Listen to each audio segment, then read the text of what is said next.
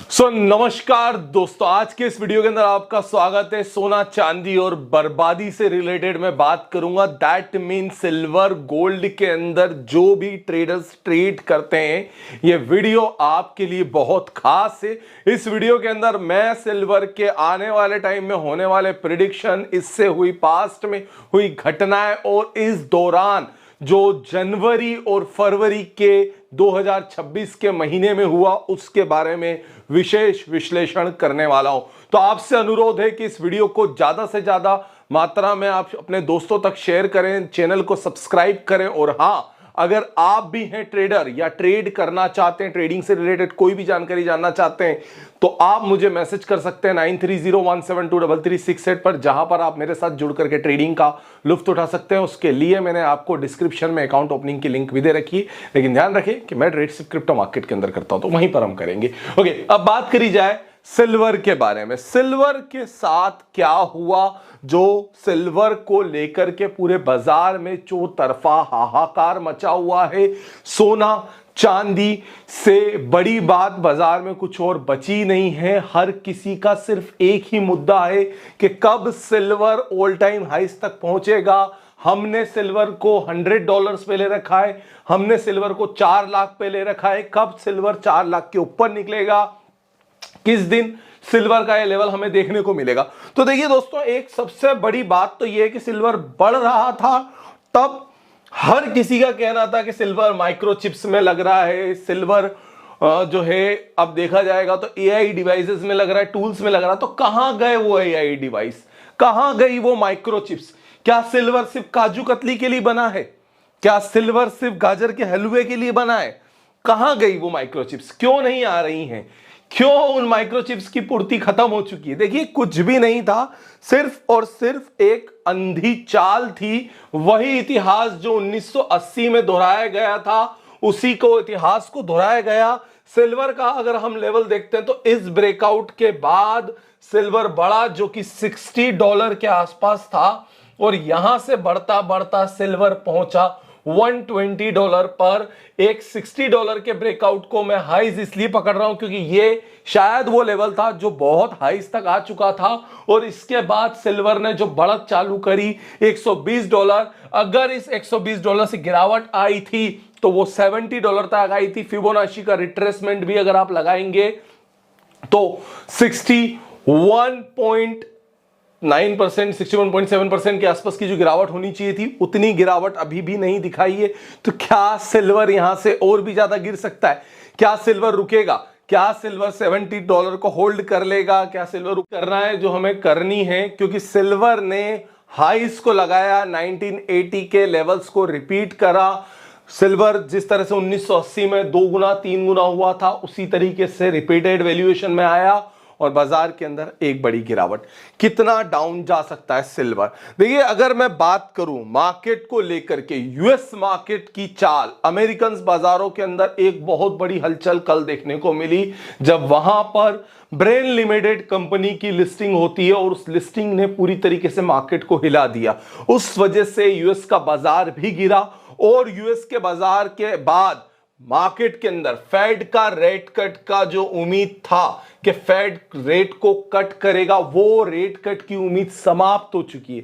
US के job data ने एक बात और प्रूफ कर दी है कि आगामी तिमाही में, यानी कि नेक्स्ट क्वार्टर के अंदर फेड रेट कट नहीं दिखाएगा। इस वजह से यूएस के बाजारों के अंदर, अमेरिका के बाजारों के अंदर अभी फिलहाल की कंडीशन के अंदर कोई भी ब्याज दरों में परिवर्तन नहीं होगा।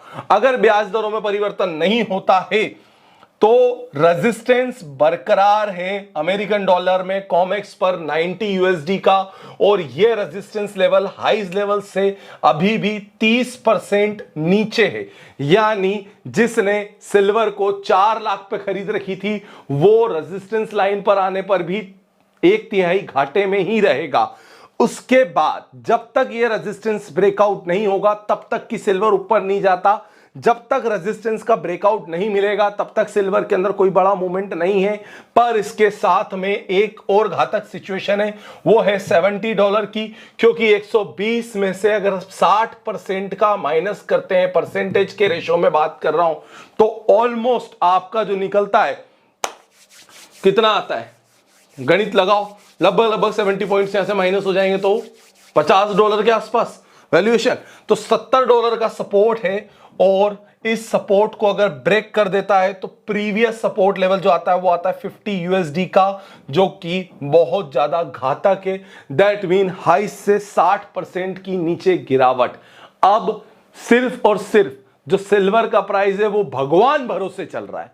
दैट मीन सिल्वर के प्राइस के अंदर कोई भी मूवमेंट अगर आएगा तो वो सिर्फ और सिर्फ आता है डोनाल्ड ट्रंप के डिसीजन के अकॉर्डिंग, फेड के निर्णय के अकॉर्डिंग। जो भी निर्णय होगा वो केवल और केवल हमें नहीं पता है, एक बंद लिफाफे में कैद है। लेकिन $70 से $90 के बीच में सिल्वर जो है वो कंसोलिडेट है। $70 का ब्रेकडाउन दिया, $50 का सपोर्ट है, $90 का ब्रेकआउट दिया, $120 का रेजिस्टेंस है। तो अगर किसी भी व्यक्ति को सिल्वर में ट्रेड करनी हो तो उसके लिए ये रेंज सिर्फ और सिर्फ इंतजार की घड़ियां हैं, क्योंकि इस घड़ी में ना मैं कुछ कर सकता हूं ना आप कुछ कर सकते हैं। सिर्फ और सिर्फ हम दूसरे सेगमेंट पे ट्रेड कर सकते हैं और वहां पर मैं आपके लिए ट्रेडिंग के साथ में बना रहूंगा। लेकिन सिल्वर ही नहीं, जबकि गोल्ड के अंदर क्या पिक्चर है उसे भी समझना होगा। देखिए, सिल्वर को समझने से बेहतर है कि आप गोल्ड को समझे, क्योंकि गोल्ड के अंदर ब्याज दरों का डायरेक्ट इफेक्ट पड़ता है।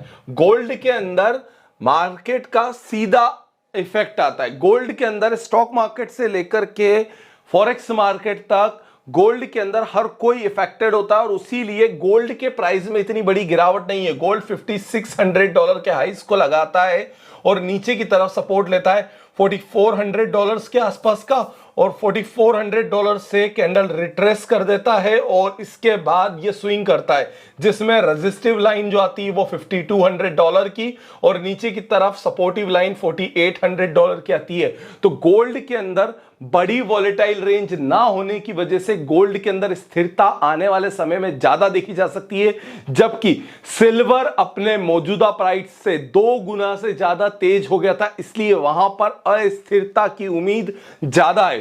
और गंभीर वार्तालापों के तहत गोल्ड जब भी नीचे जाता है इसे बचाने के लिए कोई ना कोई सेंट्रल बैंक एक्शन लेगी, लेकिन सिल्वर को बचाने कोई नहीं आ रहा। किसी भी सेंट्रल बैंक का कोई इंटरेस्ट नहीं है, किसी भी रिजर्व बैंक का कोई इंटरेस्ट नहीं है सिल्वर के अंदर।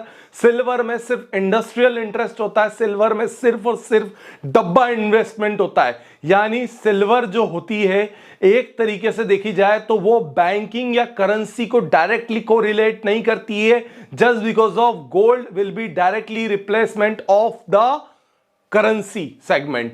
तो यहां पर गोल्ड की जो परिभाषा है वो ज्यादा स्ट्रॉन्ग है as compare than silver market के अकॉर्डिंग। इसीलिए सिल्वर की अगर मैं बात करूं तो सिल्वर वॉलेटाइल है, चांदी घातक बन सकती है। इसलिए सोना, चांदी और बर्बादी का सिर्फ एक ही उपाय है कि आप सोच करके, समझ करके, व्यवस्थित रूप से निवेश करें।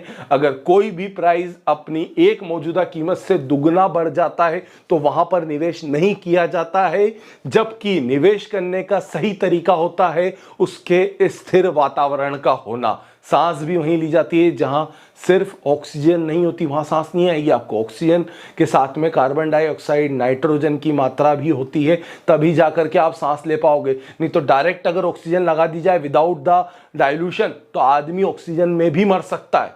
इस बात का ध्यान रखें, है ना। Direct oxygen is also harmful. इसीलिए अगर आपको लग रहा है सब कुछ हरा हरा, सब कुछ बढ़ रहा है, सब कुछ अच्छा चल रहा है, तो दुनिया का सबसे बड़ा झूठ ही केवल सच है। इतना ध्यान रखना और लाइक, शेयर, सब्सक्राइब बटन को दबा देना। और मेरे साथ में अगर क्रिप्टो मार्केट में ट्रेड करना तो मुझे मैसेज करें 9301723368। और अगर किसी को कोई हेल्प चाहिए हो तो मुझसे पूछ लेना।